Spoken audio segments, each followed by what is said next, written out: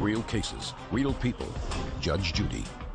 Dorothy Kavanaugh says her son's ex-girlfriend, Stephanie Klein, made false charges to Child Protective Services. Stephanie is countersuing, claiming Dorothy's actions caused her to be fired. Your counterclaim is that Ms. Kavanaugh called Child Protective Services with regard to you, your care of the children, and because of her harassment, you lost your job. I'd like to hear it. I can't prove that she called, but...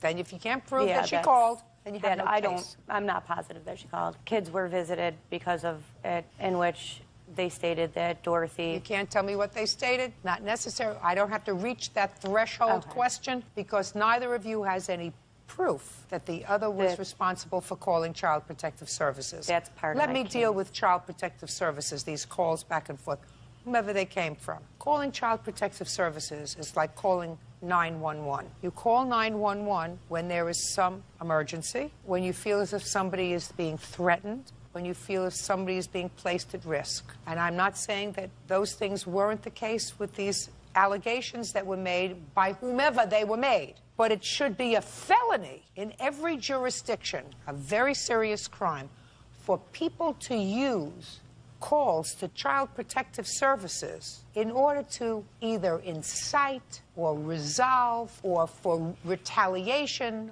or for retribution about some other issue because they have limited enough resources at Child Protective Services to investigate real allegations of neglect and abuse. And when people use that Child Protective hotline for other reasons, it infuriates me. And if it was my world, they'd be in jail if that's what they're using the hotline for. Having said that, we will move on to the next cause of action.